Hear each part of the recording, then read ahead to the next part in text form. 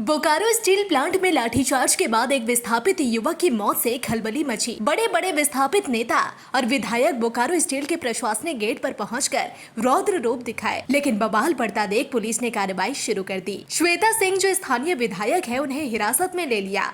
इतना होता देख डुमरी विधायक जयराम महतो भाग खड़े हुए। उसके बाद अब सवाल खड़ा होता है कि आखिर विस्थापितों की बात करने वाले नेता पुलिस की इतनी छोटी कार्रवाई से क्यों डर गए। जो जयराम महतो आक्रामक रूप सोशल मीडिया पर दिखाते हैं, यहाँ पर फेल क्यों हो गए? क्या जयराम महतो भी सिर्फ राजनीतिक रोटी सेकने बोकारो पहुँचे थे? इन सवालों का जवाब बोकारो विधायक श्वेता सिंह भी खोज रही है, पूछ रही है कि आखिर तमाम नेता कहां भाग गए। दरअसल 2 दिन पहले बोकारो स्टील के प्रशासनिक भवन के सामने अप्रेंटिस संघ के युवक प्रदर्शन कर रहे थे। इसी बीच माहौल तनावपूर्ण हो गया और CISF ने लाठीचार्ज कर दी, जिसमें एक युवक की जान चली गई। उसके बाद घटना की जानकारी मिलते ही बोकारो विधायक श्वेता सिंह मौके पर पहुंचे। प्रशासनिक अधिकारियों के साथ वार्ता चल ही रही थी कि इसी बीच डुमरी विधायक जयराम महतो भी पहुंचे। जयराम महतो को आता देख श्वेता सिंह और जयराम महतो के समर्थकों के बीच झड़प भी हुई। मामला बढ़ता देख पुलिस ने कार्रवाई तेज कर दी। बोकारो विधायक श्वेता सिंह को देर रात हिरासत में ले लिया गया। इसके बाद अब स्थानीय लोगों से लेकर बोकारो विधायक तक सवाल पूछ रहे हैं कि जयराम महतो और अन्य नेता कहां फरार हो गए। सब रो रहा है, बिलख रहा है भाई मेरा, सब रो रहा है, हम भी रो रहे हैं। हम कष्ट से बोल रहे हैं ये सब बात। हमको शौक नहीं है सब करने का। बच्चा मर गया है, किसी को फर्क नहीं पड़ रहा है। सब लोग राजनीति कर रहे हैं। सब नेता लोग आता है बाहर से, विधायक लोग क्यों आया? कौन विधायक को हम बुलाए थे? आप आते हैं फोटो खिंचाने की, नेतागिरी करने के लिए। आज कहाँ है नेता लोग? क्यों नहीं आकर के बात कर दे रहा है? हरिमोहन की गिरफ्तारी पर क्या कहिएगा? बट फालतू बात है, बकवास है। सब गिरफ्तारी हुई नहीं, बकवास है। औकात नहीं है लोगों को सामने आने का। नोटंकी करता है, ड्रामा प्लॉट करता है, सिनेमा बना रहा है, सिनेमा चल रहा है। सिंघम है, बताते हैं सिंघम क्या होता है। सिंघम तभी इनको हम दिखाएंगे। नहीं तो अगर औकात है तुम लोग को तो हमको जेल में डालो। जानो, हम अकेले नहीं जाएंगे, सारा विस्थापित जल जाएगा। और सबको डालना, अकेले हमको मत डालना। अकेले हमको तो डालना मत जेल, सबको जेल डाल दो। सब हम लोग विस्थापित जल जाएंगे। बैठक में जा रहे हैं। अगला रणनीति क्या होगा? अगर देखें तो इस पूरी लड़ाई में जयराम महतो एक दिन के अलावा जब पुलिस की कार्रवाई तेज हुई तो वह कहीं भी ग्राउंड पर नहीं दिखे, ना ही उनसे कोई कांटेक्ट हो पा रहा है। जयराम महतो का सिर्फ पोस्टर सोशल मीडिया पर खूब वायरल हो रहा है, जिसमें विस्थापितों को लेकर लंबी लड़ाई की बात कह रहे हैं और ऑनलाइन ही बोकारो स्टील प्रशासन को आंख दिखा रहे हैं। जी हाँ, आप बार बार श्वेता जी का नाम ले रहे हैं, मैं उस पर भी कहूंगा और मैं श्वेता मैडम को एक पत्र भी लिखूंगा। मैं कानूनी कार्रवाई के लिए तो SP महोदय को लिखूंगा ही, उनके समर्थकों पर, लेकिन श्वेता मैडम को भी लिखूंगा कि श्वेता मैडम, अगर ढूलू महतो कल पहुंच जाए माननीय सांसद, तो क्या आपके समर्थक उनका बोर्ड उखाड़ेंगे? बोकारो के पूर्व विधायक अगर बिरंची नारायण जी अगर वहां पहुंच जाएं, तो क्या आपके समर्थक उनका बोर्ड उखाड़ेंगे? क्योंकि बोकारो जिला से हमारे योगेंद्र प्रसाद मंत्री जी आते हैं। कल को अगर विस्थापितों के समर्थन में योगेंद्र प्रसाद मंत्री जी पहुंच जाएं, तो श्वेता मैडम, क्या आपके समर्थक और आप उनका बोर्ड उखाड़ेंगे? क्या कल को रघुवर दास जी चूंकि गिरिडीह आए थे, हो सके कल बोकारो अगर आ जाए पूर्व मुख्यमंत्री रघुवर दास जी, क्या आपके समर्थक उनका बोर्ड, उनकी गाड़ी का नंबर प्लेट उखाड़ेंगे?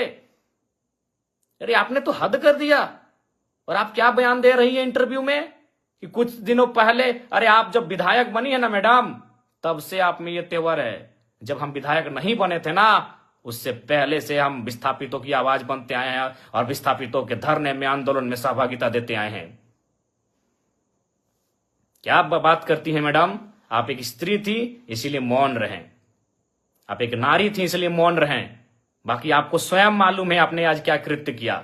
हमने ना आपको कुछ बोला था, हम तो, मेरी गाड़ी वहां खड़ी हुई थी, हम तो केवल आपके, हमारी गाड़ी गई थी ना, हमको तो मालूम भी नहीं आप एक महिला हो के विधायक हो के इस प्रकार आई।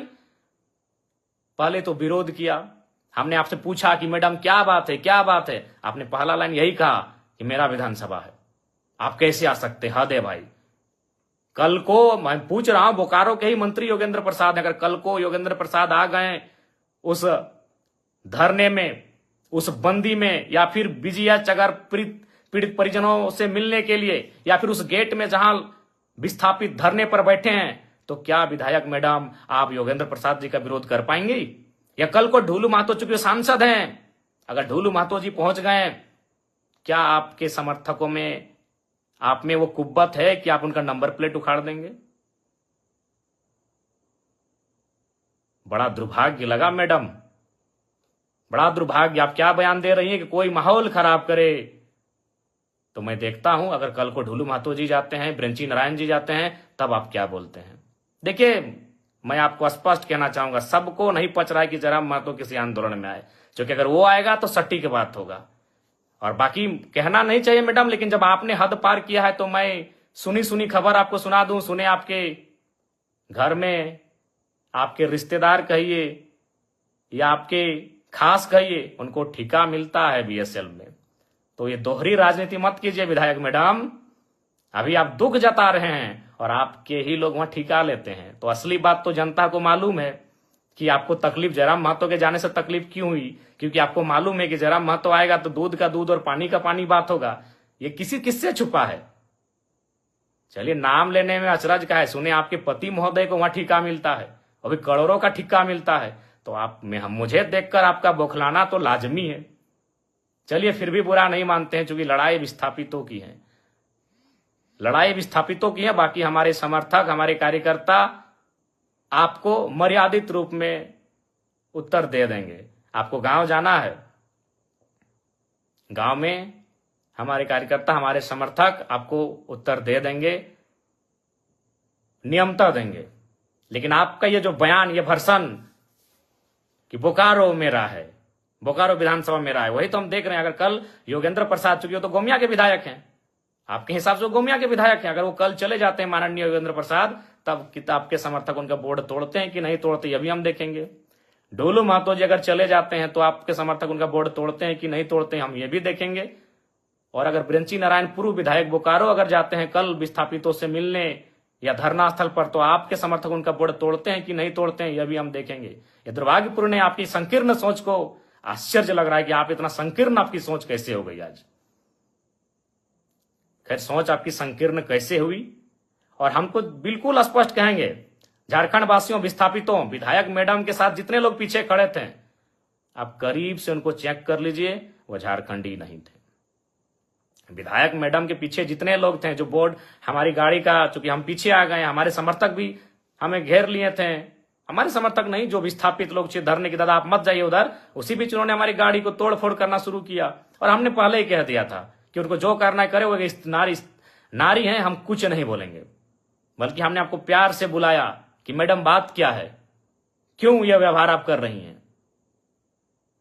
ये बहुत ही दुर्भाग्य की बात है, आपका जो ये व्यवहार रहा, ये बहुत ही दुर्भाग्य की बात है। लेकिन फिर भी हम उस पर चर्चा नहीं करेंगे। अब देखना यह होगा कि आखिर जयराम महतो कब तक बोकारो पहुंचते हैं। जब हिंसा हुई तो मौके पर जयराम महतो पहुंचे थे और झड़प के बाद मीडिया से भी बात किया था और कहा था कि वह हक दिलाने के लिए यहाँ पहुंचे हैं। लेकिन अब सवाल यह उठ रहा है कि क्या यह हक एक दिन में जयराम महतो ने पीड़ित परिवार को या पीड़ित युवकों को दिला दिया, क्योंकि पुलिसिया कार्रवाई तेज होने के बाद जयराम महतो कहीं दिख ही नहीं रहे हैं।